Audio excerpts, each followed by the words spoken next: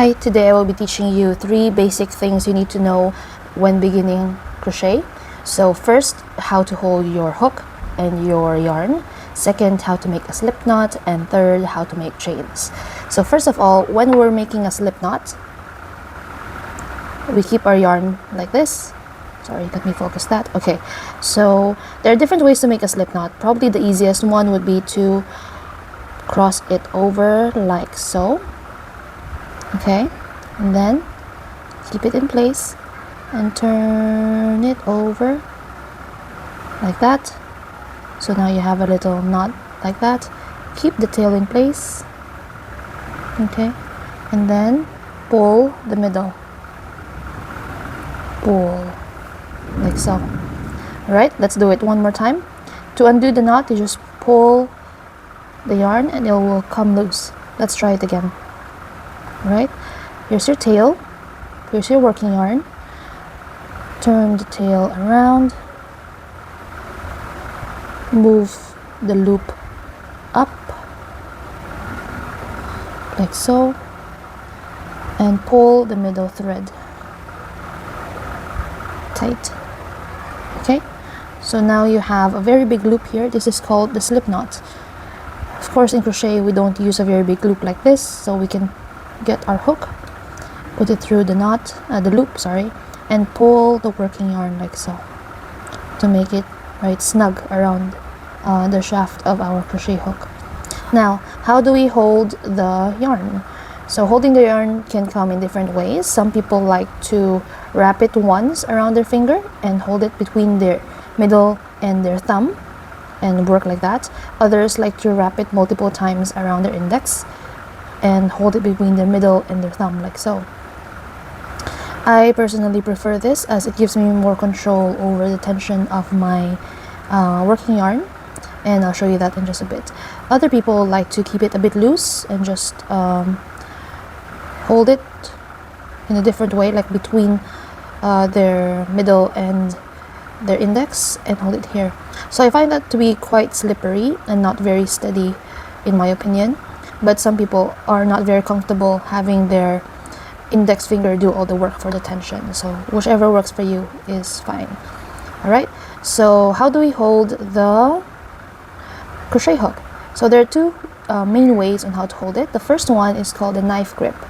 So you put your thumb on the handle like so, here, and put your index behind and just grip it like a knife, like you would chop something.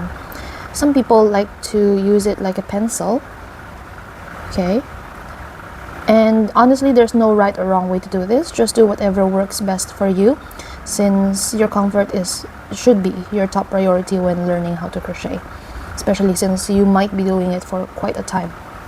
Alright, so like I mentioned earlier, for tension on my yarn, I like to wrap it on my finger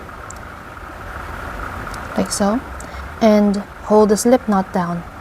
Okay, so this is a bit loose, so I remove it and try again. Right, so now it's taut like this. I hold it here, the slip knot that we just made earlier, and you can see that my crochet hook can move freely, and I can hold it gently like that so I can pull the yarn through. So now I will show you how to make chains. Okay, so yarn over and make sure that your hook is pointing down so you can get that action where the yarn goes, the hook can really like catch the yarn and pull it through. So that's one chain. Let's try again. Yarn over, pull through. One more time.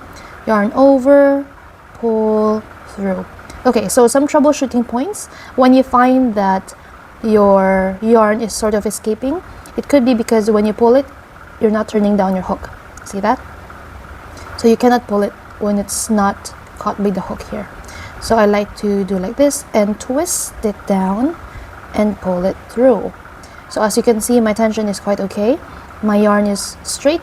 If you make your yarn quite loose on this section, it can also affect how you make your chain. So for example, let's say my yarn is loose here. Okay, so as you can see, my chains here are bigger because my tension is loose. and my chains here are tighter because my chain was tight, right? So that's the main difference and how the tension affects the type of chains that you make.